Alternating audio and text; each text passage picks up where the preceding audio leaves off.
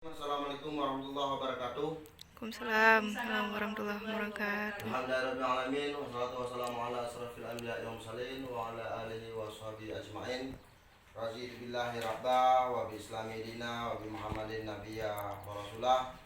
Segala puji bagi Allah yang telah memberikan kepada kita kesehatan, kenikmatan, kekuatan sehingga pada hari yang berbahagia ini kita masih dapat melakukan pertemuan kita kemampuan keluarga atau disingkat dengan P2K2. Selawat dan salam kepada baginda Rasulullah SAW yang telah membawa umatnya dari alam jahiliyah ke alam yang berilmu pengetahuan. Baik ibu-ibu semua, sebelum kita mulai modul kita ketiga ini tentang kesehatan dan gizi, maka sebelumnya kita akan berdoa dulu untuk kelancaran materi kita. Berdoa dimulai. Berdoa selesai. Baik. Sebelum saya mulai, saya ingin menanyakan dulu kabarnya. Apa kabar semua ibu? Baik, Alhamdulillah sehat. Alhamdulillah sehat ya. Ya luar biasa. Dan saya juga mengucapkan terima kasih kepada semua ibu-ibu telah menghadiri P2K2 ini. Telah meluangkan waktunya meninggalkan segala aktivitasnya demi menghadiri kegiatan ini. Kegiatan ini adalah kewajiban rutin ibu selaku komitmen kita bersama selaku penerima bantuan PKH, dan ini adalah wujud komitmen kita selaku syarat penerima bantuan PKH. Baik ibu, kita akan bahas hari ini tentang pentingnya gizi dan layanan kesehatan ibu hamil. Nah sebelumnya saya ingin bertanya dulu ibu, siapa aja boleh menjawab, saya tidak akan tunjuk. Apa harapan ibu terhadap anak-anak masa depan? Menjadi anak yang sehat dan cerdas. Namanya siapa ibu? Ibu Sasmita. Sasmita ya, terima kasih ibu Sasmita. Ya, semua orang tua pasti menginginkan anaknya sehat, anaknya pintar, anaknya menjadi dokter, anaknya menjadi TNI, anaknya menjadi sukses, anaknya menjadi tinggi. Dan itu semua akan terwujud apabila ibu memberikan perhatian sejak anak dalam kandungan. Kenapa? Karena ini penting sekali ibu. Memberikan perhatian sejak anak dalam kandungan berupa gizi yang cukup. Kenapa demikian? Karena dalam proses kehamilan itu ada namanya 1000 hari pertama kehidupan. 1000 hari pertama kehidupan ini dimulai sejak usia anak dalam kandungan sampai usia 2 tahun. Itu hari pentingnya 1000 hari pertama kehidupan. Nah, jika ini tidak kita jaga ibu, maka yang terjadi adalah dampak kekurangan gizi. Apa saja dampak kekurangan gizi? Yaitu yang pertama keluarga. Bagi keluarga dampak kekurangan gizi adalah ibu hamil yang tidak sehat melahirkan bayi dengan berat badan lahir rendah. Ini dampaknya bu. Kenapa bisa melahirkan bayi dengan berat badan lahir rendah? Disebabkan karena kekurangan gizi. Maka penting sekali untuk memberikan gizi yang cukup. Bagi anak bayi, dampak kekurangan gizi itu mengalami gangguan pertumbuhan dan mudah sakit. Bagi anak-anak, gangguan pertumbuhan anak pendek atau stunting, tinggi badan anak di bawah standar anak seusianya. Sedangkan bagi anak remaja, kesulitan belajar, prestasi di sekolah rendah, dan bagi anak dewasa adalah gangguan kesehatan pendidikan rendah, terbatasnya pilihan kerja. Ini dampak yang terjadi pada kekurangan gizi. Nah, ini harus diperhatikan ibu. 1000 hari pertama ini masa-masa penting bagi anak. Jika ini tidak diperhatikan ibu, maka yang terjadi adalah dampak kekurangan gizi. Itu ibu. Ini kan ada berapa nih ibu-ibu di sini yang hamil kan? Maka ini harus diperhatikan ibu. Nah, apa saja asupan gizi bagi ibu hamil? Ini bu. Di cat ini bisa ibu lihat, ini asupan gizinya ini.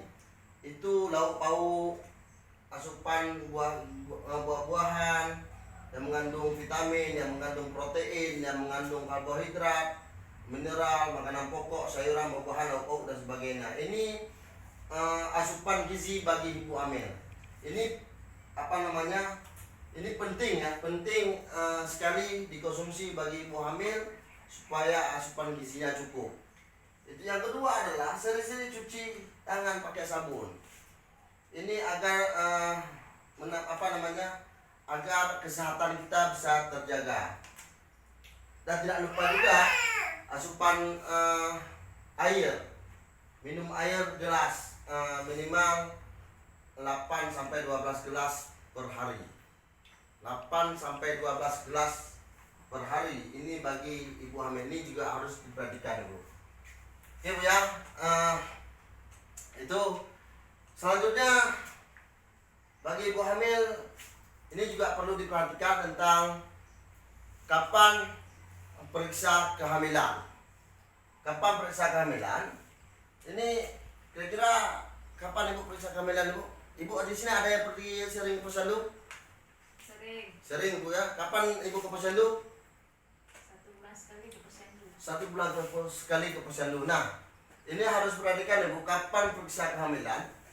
Ini periksa kehamilan semakin banyak semakin bagus. Setiap bulan semakin bagus.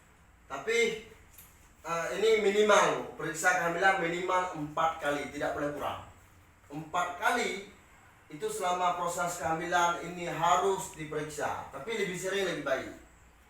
Yang pertama, 1 kali pada usia kandungan sebelum 3 bulan. Yaitu 1 kali lagi pada usia kandungan 4 sampai 6 bulan. Selanjutnya 2 kali pada kandungan 7 sampai 9 bulan. Ini dia. Maka ini harus diperhatikan, Ibu. Maka lebih banyak lebih baik sebenarnya. Tapi ini minimal sekali. Minimal sekali harus Ibu periksa kehamilannya. Selanjutnya layanan kesehatan ibu hamil. Ini ada 10 layanan pemeriksaan kehamilan. Yang pertama, pengukuran tinggi dan berat badan. Yang kedua adalah tekanan darah atau tensi.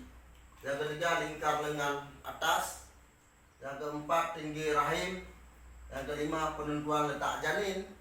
Yang keenam, imunisasi tetanus toksoid. Yang ketujuh, pemberian tablet tambah darah atau TTD. Yang kedelapan, tes laboratorium. Yang ke-9 penjelasan bidan, yang ke-10 pengobatan bila diperlukan. Ini layanan kesehatan ibu hamil.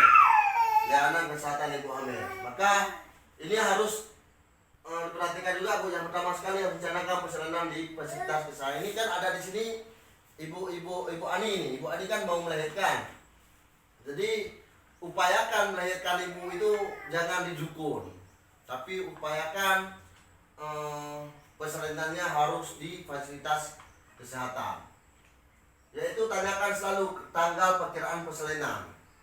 Siapkan donor darah, ikuti kelas ibu hamil. Itu baik ya, ini layanan kesehatan ibu hamil.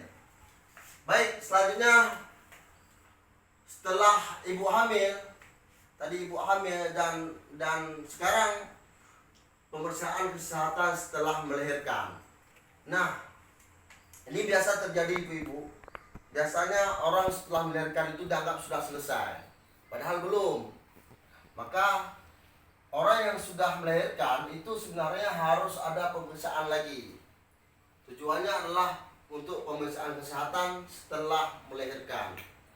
Nah, perawat kesehatan ibu nifas itu minimal lakukan 3 kali. Minimal dilakukan 3 kali. Pertama 6 jam sampai 3 hari setelah melahirkan. Yang kedua hari ke-4 sampai ke-28 setelah melahirkan. Yang ketiga hari ke-29 sampai ke-42 setelah melahirkan. Ini pemeriksaan kesehatan setelah melahirkan, Bu. Jadi nanti ketika ibu Ani tadi itu ketika melahirkan nanti, maka harus dilakukan pemeriksaan. Harus dilakukan pemeriksaan minimal berapa? 3 kali. Minimal 3 kali harus dilakukan pemeriksaan. Nah, ini gizi bayi anak baru lahir dan ibu menyusui. Yang pertama, segera lakukan inisiasi menyusui dini.